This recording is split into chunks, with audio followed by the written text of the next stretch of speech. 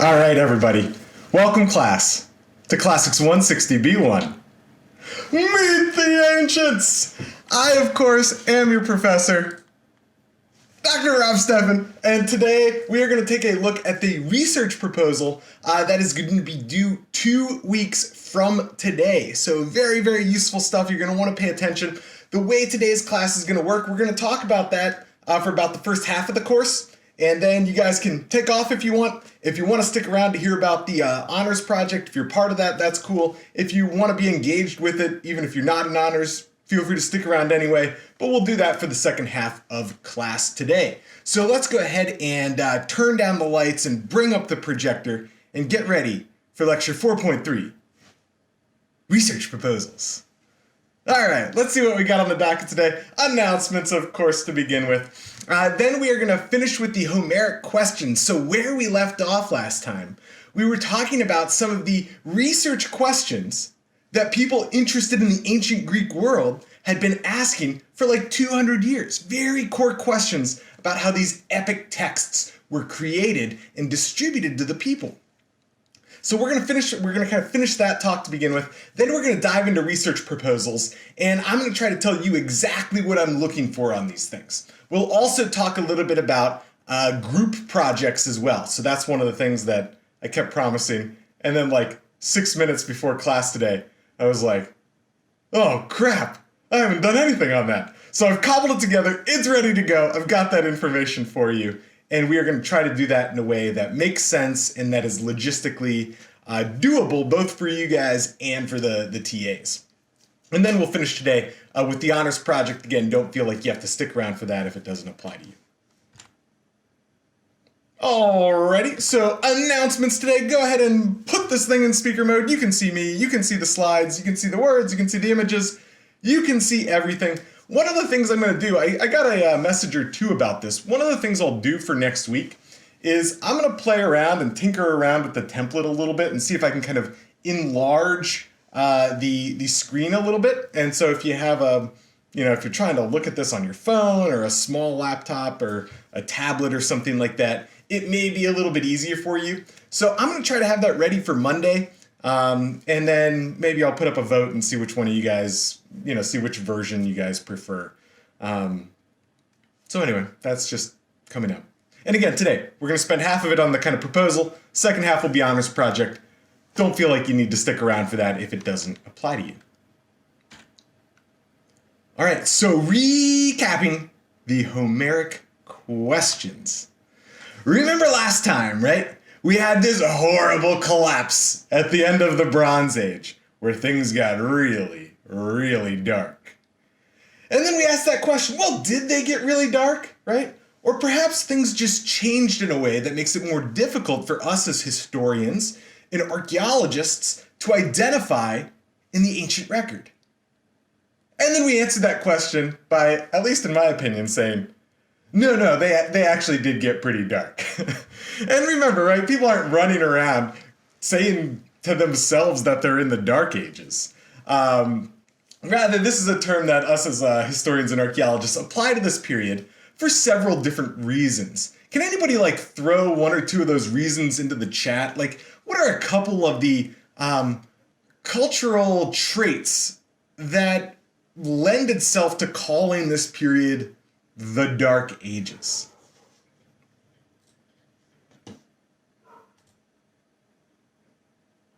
Am I a host at all anymore?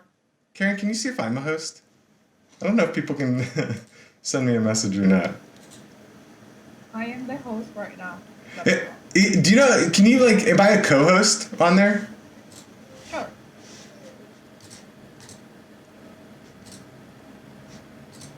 Oh yeah, you appear as a normal person. A normal person? This is horrible.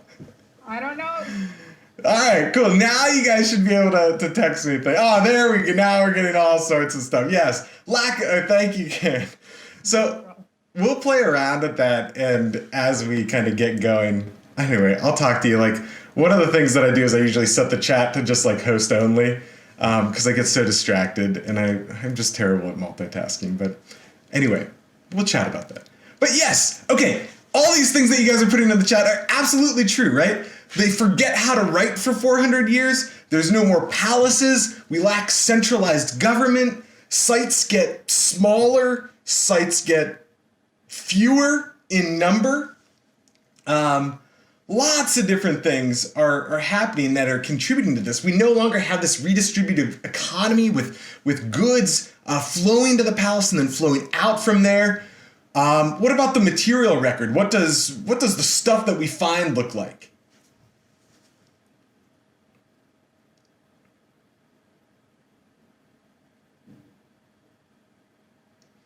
Yeah, it's fairly simplistic pottery, right? Even the nice stuff, what it's got is just geometric symbols on it. No more of these awesome octopuses or anything like that from the Bronze Age. Relatively basic stuff, lacking some of the sophistication that you get in the Bronze Age. And it's important to differentiate two things here, right? One, to some extent, this is a judgment call, right? What seems like simplistic circles to you might be very beautiful to somebody else. And they might be like, oh, look at the like simple abstract nature of Dark Age pottery.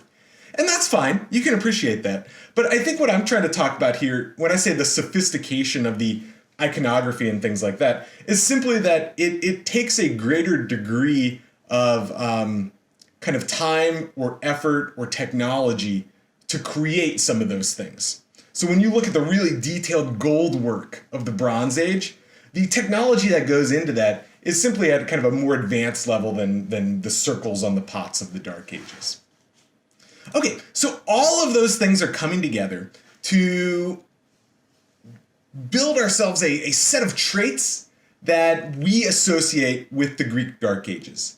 And this lasts for like a not insignificant amount of time. Now, during this time though, right, we also want to look to see whether there are any of, what are the kind of sites that do stand out in terms of at least their relative complexity compared to other things at the time. And what we end up with are sites like Lefkandi, all right? So if you remember one site from the Greek Dark Ages, this is the one to remember. And what you're looking at here is the largest structure from that entire 400-year pyramid. 400-year pyramid? 400-year period. And what you're looking at, right, is a kind of monumental tomb. And the tomb itself would have been dug into the ground into a chamber below this, but this would have covered the tomb, and they call it a heroon, or basically a burial for a hero. And we think of this as a hero or something along those lines because both of the scale of the structure, but also the things associated with it. So the things that we find, right? We find this kind of gold jewelry. We find weaponry and armor. We have like the horses of this person buried with the person themselves. And then we get the little, I love this guy, the little cool like centaur dude as well. One of the few pieces of like iconographic ceramics from the period. And when we look at the kind of fine jewelry and some of the things associated with it, we find two things. One, this is one of the very few sites that still seems to be connected in larger trade networks. So the breakdown of trade is one of the things that is associated with the Dark Ages, but we still get a little bit of that with Lefkandi. We also get these cool kind of heirlooms, right? So some of the things that were found here are things that would have been at home hundreds of years earlier, right? They would have been produced hundreds of years earlier. We don't have any other examples being produced from this period, but instead, right, they've been handed down through generations or somehow preserved to be buried with this hero in the burial at Lefkandi. Now, to some extent, when we go into looking at what we're talking about today with finishing up our discussion of Homer, Homer is looking back to some combination of both the Bronze Age, right? The sites like Mycenae and Troy, right? As well as the Dark Ages with these kind of focus on these heroes like we see at Lefkandi. Now, when we talk about Homer, right, we associate him now, we think now, that if he was around, if he was a real person, he's somehow composing these poems, or the poems are somehow solidifying around the 8th century BC, during a time we call the 8th century Renaissance. And we can see that our earliest piece of Greek writing anywhere is on this little cup up here. This was actually found off the coast of Italy on the modern island of Ischia, ancient Pithecusae.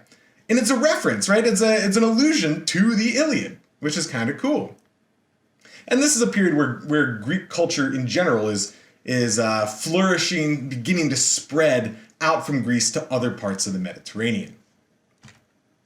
So, the Iliad and the Odyssey are two of the earliest texts we have from Greece. And remember, one of the points we made last time was that this is a huge departure from what we get in the Bronze Age, right? We got writing in the Bronze Age. It's to talk about how many sheep you've got.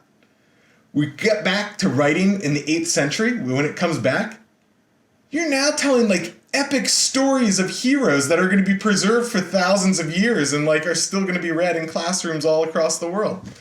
So a really different use of writing when it comes back. And in large part, that's because they have switched from a syllabic version of writing, where each symbol represents a syllable.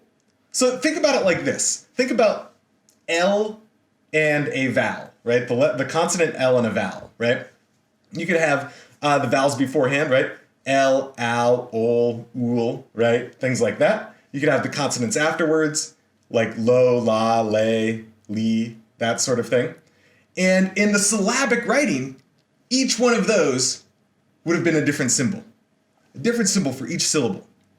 But when we look at an alphabet, right, you no longer need that many different things, right? Just the one L, a select set of a few vowels, and all of a sudden you can recombine, you can combine those in a bunch of different ways to produce human sound. And that's also why we think this might be conducive to writing down something like an oral poem. So there were these questions, right? When it comes to the Homeric epics, we've got a couple different things. So people started to realize a few small problems, let's say, with the text, right? So, when you read it really, really closely, you get a couple things like really minor characters sometimes die twice. The same character dying twice, right? Or sometimes the same event will happen at two different periods in time. And so these are things that we call weak joins, right? Little problems in terms of the plot arc that suggest to scholars that hey, maybe this isn't the work of a single person who sat down to write things. Maybe it's something that's a combination, right, of different versions or different stories that are then being combined by a person or by a group of people. But then when you think about that, then you think about if it is people out there singing these things or something like that, how in the world are you going to come up with something cohesive, right? Something that you can replicate. That's thousands and thousands and thousands of lines long, right? That if you did it out loud, you're talking 13 or 14 or 15 hours to perform. How do you get any kind of consistency in terms of performance to performance if it's that long? So these were some of the questions associated with these Homeric texts. There are certain things that make people think, yeah, this thing must have been sung or performed. And then there are other things that are oh man, but that would have been really hard to do. So one of the questions that arise, is this a real person, right? We went through the options last time. Maybe it's a real person. Maybe it's a group of people who go around singing. Maybe it's an imaginary person created later. We don't really know for sure. We still don't know.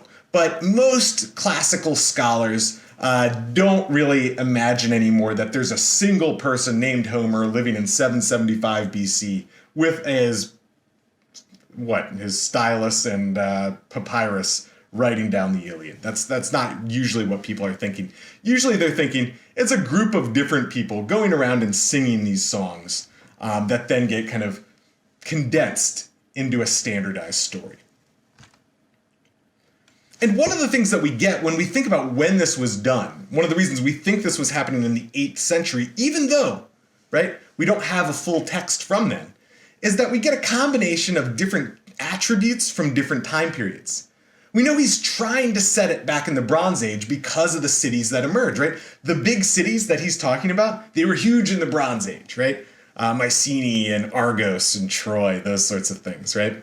But then there are these certain cultural traits that only exist in the 8th century. They only come about in the 8th century, so things like cremation, burials. And so what we think, right, he's writing, or the group is composing these things and solidifying during the 8th century, but trying to recall a time from much, much earlier, even though they don't, they get it pretty good, but they don't get it quite perfect. Okay, so again, we get to this dilemma. Is this thing written down? Is it sung? And again, on the one hand, you get these things that make you imagine it was not written, right? Things like, the same small character dying twice, or the same event happening twice, kind of moving forward, but then going back in time on accident, that sort of thing. But then you also have to deal with, like, if it's different people singing, how do you do that? How do you replicate this over the course of a 15-hour performance, right? Something like that. And the answer to that question, or one of our best answers to that question, was produced by a guy by the name of Milman Parry. Okay, so he's a classical scholar working in the early 20th century. So working in the early 20th century, and he's thinking about these questions long and hard. And he takes a really interesting approach to it. What he decides to do, he's thinking like an anthropologist. And what the anthropologists, what they do is they look at cultures around the world. And so what Milman Parry decides to do is search the world for other groups of people who sing epic poems, right? Like, where else in the world are there people who are singing poems that last for 15 hours, and they can do it again and again and again, and they can get all the kind of like order of events correct each time, right? They can replicate it. And he finds that in like what was then Yugoslavia, in modern day Bosnia. And he starts working with this guy that you see on the right-hand side, this guy Avdo Medjedovic. And Avdo Medjedovic is what's known as a guzlar, all right, in the Bosnian term, for an oral poet. And he plays, maybe this is the guzlar. I don't know whether it's the actual term for the instrument or not, but we're going to listen to an example here of what it sounds like. We're not going to listen to the whole thing, and once you hear a little bit of it, you'll be glad that we're not listening to the whole thing. I hope the audio comes through. Let me know if it doesn't. But this is who Milman Parry was working with to produce his answer, and I'll tell you what the answer is. But first, let's listen to Avdo.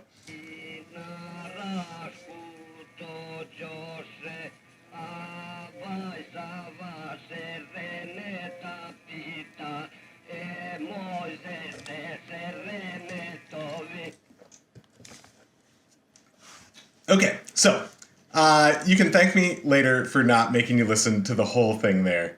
It's not the most, to our modern Western sensibilities, it doesn't flow exactly to us, but to them it did. Imagine listening to 15 hours of that thing.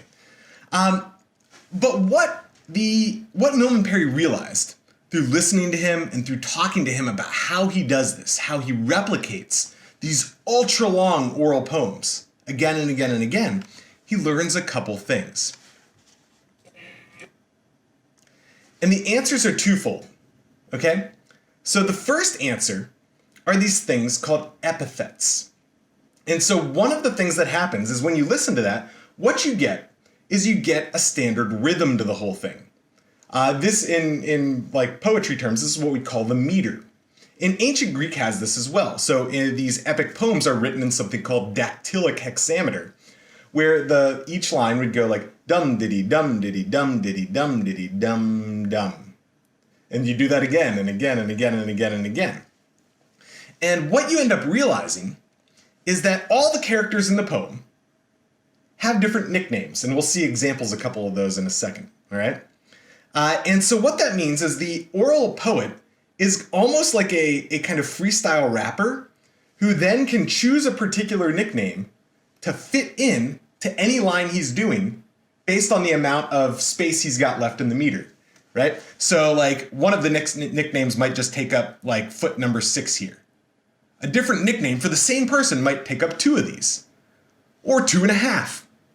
All right? And so what they're able to do is they're telling the same order of things, but they're still kind of freestyling it and putting in different nicknames to fit the meter so that everything still flows in that kind of rhythm. The other thing you get larger formulas. And so the other thing that happens here, what he realized, was that when you have certain types of scenes, they happen in the same way each time. Okay? So if you have a feasting scene, you'd go in the order. You would say like, all right, always like, first the host greets the guests, and then the guests sit at the table, and then the host gives a toast, and then they drink the wine, and then they eat the food, and then they sing the songs, and then the people get drunk, and then the guests go home, right? And so every time you have a certain type of scene, they go in the same order. So it's almost like building with Legos, right? Where you have Legos of different sizes, and you can fit them together to build large structures. But you don't need to memorize every single little 1x1 square. You can memorize a larger Lego piece, right? And repeat that again and again and again. So again, the guy's name, this guy was Avdo Medjedovic, and he's the Guzlar, and you can listen to him here.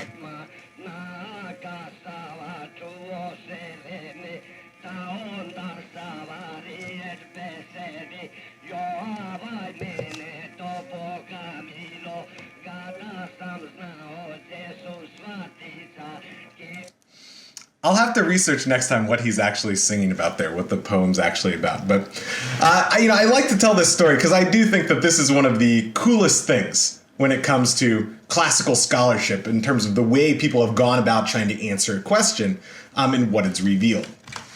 So we can look here. This is an example of those epithets. Again, that's the fancy name for kind of nicknames. So when you look at Achilles, right, you get son of Peleus, or swift-footed Achilles, or breaking through men Achilles, or lion-hearted Achilles, right? Or Pallas Athena, or bright-eyed Athena, or Athena, daughter of Zeus, or Athena, the tireless one, right?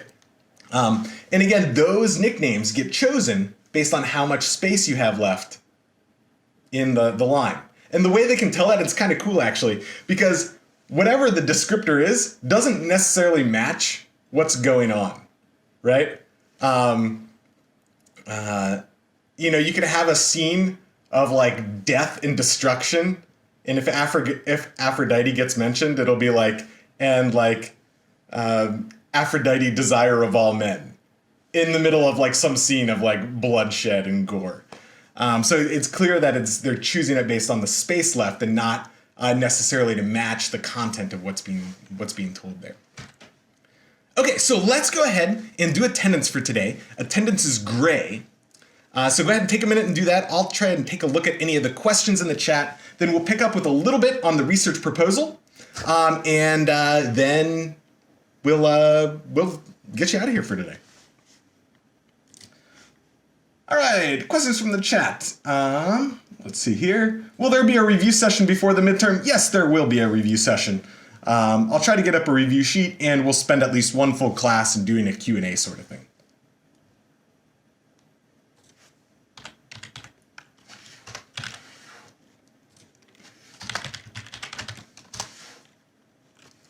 What's the guy's names from 2 slides ago? Yep, Avdo Medjedovic.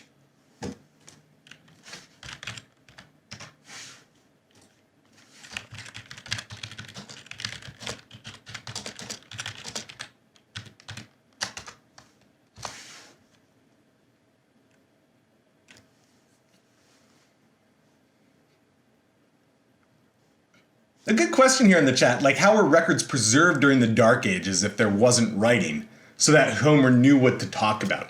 And in large part, this is 2 things, right? One is the fact that there still are material remains, right? You could still go see the site of Mycenae. It was kind of crumbling, right? It was kind of in ruins, but you could still go there and see the thing. So part of it is the material culture still exists. And then part of it is that it's told through oral histories. And so, it wouldn't be that like the Iliad or Odyssey was the first story that was told or sung. That a lot of the kind of cultural history of the groups would have been handed down or passed down orally during this time. And so that's why you get where some of the things are fairly accurate, but some of them aren't. Do I know of any movie that accurately portrays the Iliad? I do not. You can watch Troy, which is kind of sort of like an adaptation of it, kind of, sort of. But it's not really the story of the Iliad itself. One of the problems with it is that, when you read the Iliad, it's really like, it's not super conducive to a movie. Because so much of it is about like the inner turmoil of Achilles and his like psychosis and like rage. And, the story itself, you don't really know what's going on unless you have like the stuff that comes before it and the stuff that comes after it, right? Like the Trojan horse never shows up in the Iliad. Like the story ends before you get there. So Troy is still like standing at the end of the Iliad. And like the judgment of Paris, the thing that sparks the whole thing and gives the apple to Aphrodite, and then Paris goes and steals Helen. That's not in the Iliad either, right? That comes like in a previous kind of story. So most movies try to tackle the entire kind of what we call the Homeric epic cycle. Maybe not the Odyssey as well, but at least the precursor to it as well. All right, I want to go ahead and continue on here. I will try to tackle some of those other questions later, or next week, or something like that. But I want to make sure that we get into the research proposals here. So, research proposals. All right, in terms of groups, here's the deal. I have created a Google Doc that anybody can edit, and it is up on D2L. If you go to the table of contents and go down to Final Project, it's a link right there. If you want to work in a group, you can work in groups of up to 4, all right? What I'd like you to do is just kind of go sequentially in group number. So like if all of you guys are in a group and you're like the 5th group on there, just put 5 next to each of your names so we know that you're together. And then write your name and write your TA's name. And so TAs, you shouldn't have, like what I'd like you guys to do is prior to going through and grading the research proposal, go ahead and then look on there to see which of your students are in which groups. It's a spreadsheet, so you should be able to sort them to figure out which students are in which groups, that sort of thing. If you do it, everybody's getting the same grade, so go ahead and choose your group mates selectively. Everybody should look for that one student who's like always coming to class, takes really good notes, does way more than expected on any assignment. Those are going to be very, very popular people for the group project. And the way it's going to work here is there are 3 components for the project, right? Research proposal draft, the final draft, and then the project itself. For the first 2, for the written ones, the amount you have to write is going to scale accordingly. So it's kind of tough, right? Like you have to get into a lot more depth if you're in a group than if you're just doing it solo. But, it can be a lot more fun to work in a group. It can be more, you can be more accountable by working in a group. If you're working by yourself, you don't need to do anything on the spreadsheet at all. If you're working in a group of 2, that's fine. Just have put like group 2, and then the second person would also be 2, and then put your information. But then it would scale, like instead of 250 words for the first draft, you'd have 500. So 250 is the thing for one person, and then just multiply that by the number of people that you've got. For the final project itself, once you get further into the semester, discuss with your TA what seems like a reasonable amount. There's going to be such a diversity in terms of types of projects. It's really hard to tell you exactly like, oh, if you're doing a website, it should have this many pages on it or something like that. So just, email them, talk to them a little bit. They'll give you a sense for whether what you're describing sounds relatively appropriate or way not enough work. They'll be able to give you a ballpark figure there. I will add one more category actually to the spreadsheet. and you guys can do this next week. There's no hurry on it. But I'll put a category in there for which one of the group members will actually submit the proposal. All right. And to find your TA, if you haven't like contacted them or worked with them yet, you can go to D2L, go to the homepage, and there should be something on there that said either like who's my TA or who to contact. Click that link, and it's based on your last name. It'll match you up with them, and it'll give you their email as well. Okay. So we talked last week, right, about kind of what research is and how a nice way to think about research is a conversation. And yes, your TA is the same one who's grading your reading responses. That's correct. Right? Research as a conversation, something that you're contributing to a discussion that's already begun, and then it's going to continue on after you leave, right? But you also want to listen to what's been said so that you can say something informed and new and not just repeat what somebody else has said. Now, the first kind of part of the research process here is putting together a proposal, right? And in a proposal, what you want to do is the kind of goal of the thing is a couple different things. One, it's to like very clearly convey what your idea is, right? Two, it's to show that what you're thinking of is actually feasible. And three, it's to show that like what you're doing is actually kind of new and innovative, right? You want to have done enough work to show that like, the answer is not just like a Wikipedia page that's already been done. So that's kind of what you're shooting for on this. And here's what I'd like you guys to do, right? This is the way that the proposal's actually going to look. So take a few notes here. What you're going to do is you're going to start out, I'd like you to start out by kind of trying to draw the reader in, right? Again, the goal for the final project is to make this attractive to a broad audience. This one it's going to be written in a semi-academic manner, but come up with some way to bring the reader in to what you want to do. And so we'll look at an example of how to do that in just a second.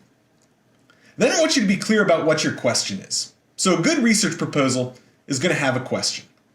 And you can still have a good project, even if it's more of like a discussion of a topic. But really great ones are going to be answering a question.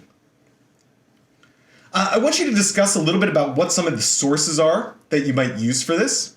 And again, to give you an example is like, if, you're doing something on ancient athletics, right? And you're like, the Iliad is a great source for this, right? The end of it, where they're having these funeral games in honor of the deceased Patroclus. I don't need you to have read the entire Iliad. And I don't even need you to have read the entire book where Patroclus and the funeral games are taking place. But I do want you to know a little bit about it and kind of how and why it might be relevant to you. So that's your goal with the sources. I want you to maybe suggest what a final product might be, right? Are you thinking documentary? Are you thinking a like whiteboard animation? Are you thinking a music video? What is it that you want to do for your final project? And then how is this going to help us better understand the ancient world and beyond? So those are the kind of main components. And what I'd like to do before we wrap up today is kind of talk through a couple of these.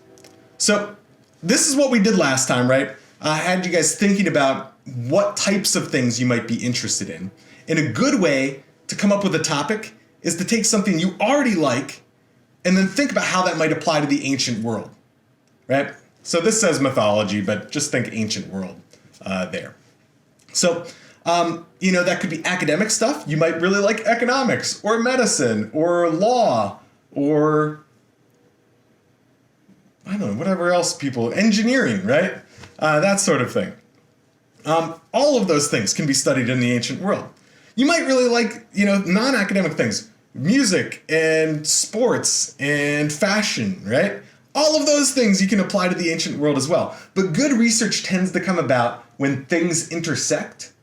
And so try to think about how those things might intersect. You do that and you're usually going to have a pretty good topic. Okay, now the first thing I set up there was an example.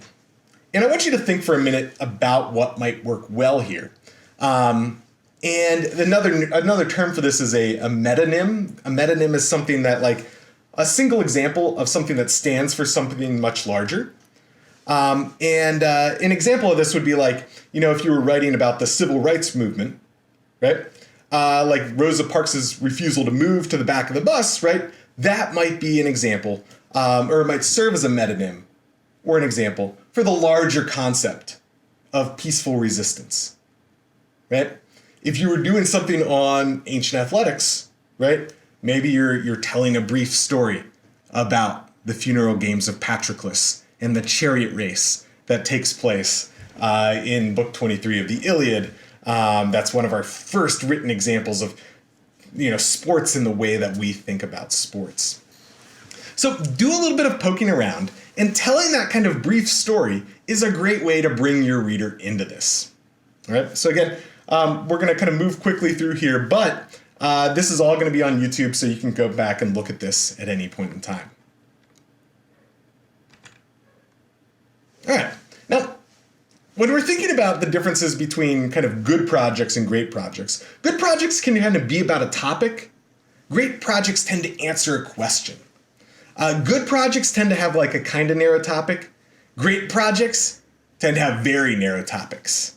Good projects kind of like, do a really good job of taking what other people have said and saying it in an interesting way. Great projects can tend, like, you are contributing something new that other people haven't said. So the question then is, how do you do that? Right? And what I want to do is just run through two quick examples here.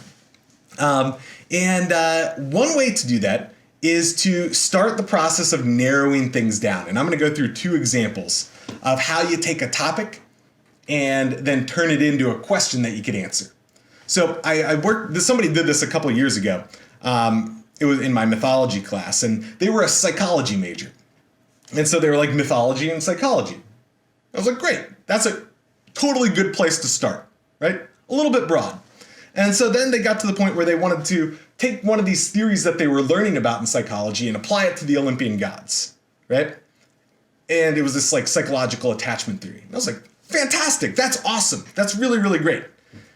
But it's not quite a question that you can answer. And so they eventually kept working with it, right? And they came up with this thing, right? How are the relationships hypothesized in this kind of modern psychological theory? How do they play out in the relationships among the gods? Or between the gods and mortals? And how are they similar or different? Now what you've got, right, is you've moved from a totally good topic up here to something really specific, to something that you've actually turned into a question that you can then go and provide an original answer to using ancient and modern sources. So that's a good example. Another example here, we can look at mythology and video games, right? Let's just say you love playing video games, right? And you're playing, whatever it is, Assassin's Creed and God of War and Hades and Immortals, Phoenix Rise, whatever the ones are that are out there now. And you're like, okay, awesome. Again, great topic, a little bit broad. Let's say you get it narrowed down and you're really into like kind of the idea of art and aesthetics and you want to look at the monsters in games. Great topic, right? Now you've narrowed it down even more. Then you want to go that final step and say, all right, how can I turn this into a question, right? How does the depiction of gods and monsters in the God of War series compare to the physical descriptions in 3 different ancient authors? Now you've got a question you can answer, and you can do so using ancient and primary sources, okay? So start thinking about that. You can absolutely email your TA, something like that. That will work just fine, and they can help you out. If you do email your TA, one thing I would suggest is make sure you think about it first and be suggesting something, okay? Instead of saying, I don't know what my topic is, right? Or like, is myth and art a good topic? Instead, try to go through this process and give them something specific, right? If you can do that, they're going to give you much better feedback that says, hey, your question's like 80% awesome. Change this last thing, and that's going to make it 100% awesome.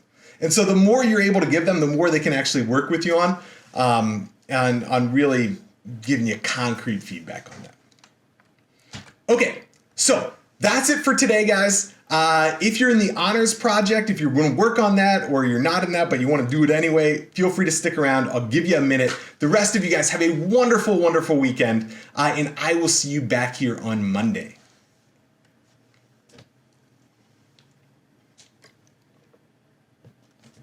Doctor, I'm gonna make you host again because if I go out being the host, then the window is gonna close. So Yep, sounds good. That's totally fine. yeah, just to avoid.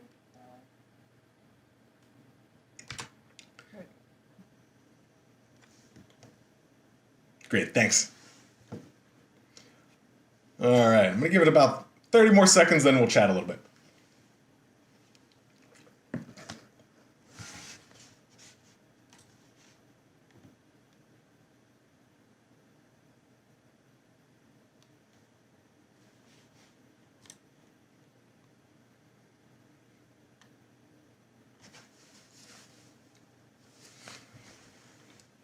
Okay, so what I'm going to do is I am going to go ahead and I'm going to unspotlight myself. Can I unspotlight? Remove spotlight? All right, so anybody sticking around to talk honors project, feel free. If you can turn your videos on if you want. Let me go ahead and unmute everybody. Okay, so you're still muted right now, but you can feel free to unmute if you want to chat. What I wanted to do is talk a little bit about, again, what is kind of going on with this and what I need you guys or want you guys to do with it. Again, the idea of the honors project is that we are going to be researching the site of Delphi. We haven't quite gotten there in history yet, but this is one of the most important religious sites in the entire Greek world. And it's one of the very few sites, right? One of these few pan-Hellenic sanctuaries where city-states from all over the Greek world come together to worship a particular god, in this case, the god Apollo, and the oracle, right? They're looking for answers from the oracle, which you've probably heard of. And so what we're going to do for this project is we are going to recreate the site of Delphi, first looking at secondary sources, then reading what the ancient sources actually have to say about it, then going in to actually build 3D models of the different monuments at the site, and then going in to actually place them in and walk through the site and kind of present on each. And we'll move through it as a traveler would do so, or would have done so in antiquity. So what I'd like you guys to do is I would like you guys to go ahead and get onto D2L, and under the honors project, under the honors project folder, there's going to be a spreadsheet that you guys should be able to access. And over the course of this next week, what I'd like you guys to be able to do is read through some of the secondary sources, get a sense for what some of the monuments are, and choose one that you want to do. All right? And, just kind of read a little bit about it. You don't have to produce anything yet. Nothing's due or anything like that yet. But just get a sense for the overview of the site and for a monument that you might enjoy working on over the course of the semester. And then what we'll do as we progress is that you'll be watching some videos in terms of how to do 3D modeling.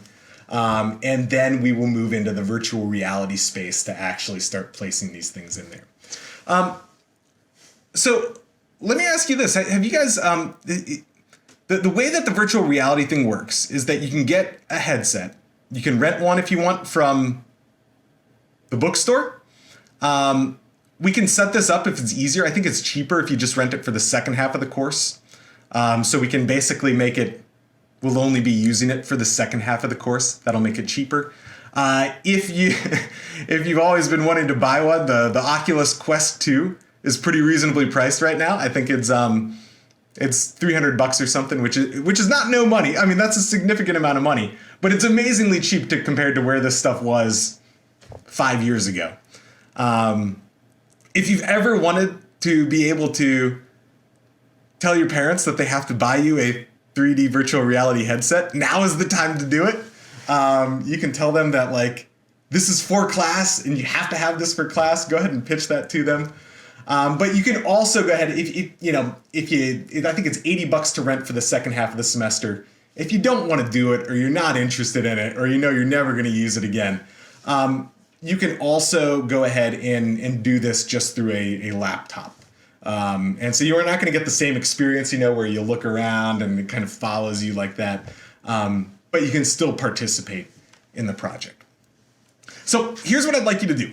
Over the course of the next week, read through the kind of like guide to Delphi. Select a monument that you'd be interested in working on over the course of the semester. Go to the spreadsheet and fill in your information. Give me a sense for whether you're thinking about doing the virtual reality thing. Again, I think the way we'll do it is we'll just do that over the second half of the course, so that if you want to rent it from the bookstore, it'll be that cheaper price. And then we'll take it from there. And I think we'll try to do this each week, where we save the last 10 or 15 minutes for the group of us to talk through things. So I wanted to open it up. I know we only got a couple of minutes left. Any kind of questions, concerns? Anybody want to claim their stake at one part or monument of Delphi already? Feel free to unmute yourselves, contribute to the group. If not, we are all good here. I have a question about what the presentation would be like. Sure. So we would be walking through it, and we would each present our own piece or our own monument.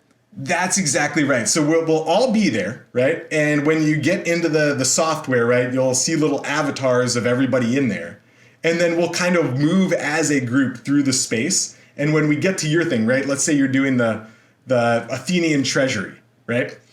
You'll have the monument in there. You can also put in kind of like multimedia screens. So if, for example, you wanted to have the monument as well as give like a almost PowerPoint presentation about it, you can have that on there. And then you would give your presentation over the course of 3 or 4 minutes, and then we would move on to the next one. Okay, thank you. All right. Any other questions? Yeah, the other thing I just wanted to say, like, this is kind of like new and experimental for me as well. And so I don't have this like perfectly conceptualized. I would love feedback from you guys in terms of ways to make this really cool. This is an exploratory thing for like, how can we use virtual reality to come up with a really cool way to interact and teach about the ancient world. So you guys are on the ground floor of like a new way of doing things. And so I would love to have your feedback and contributions throughout the process in terms of ways to take what we're doing and make it even better. So if you guys do have any questions over the course of the week, feel free to shoot me an email. Otherwise, read through it, put your name next to it. Have an awesome weekend, and I will see you guys on Monday, all right? Thank you. All right. Bye, everyone. Have a great weekend.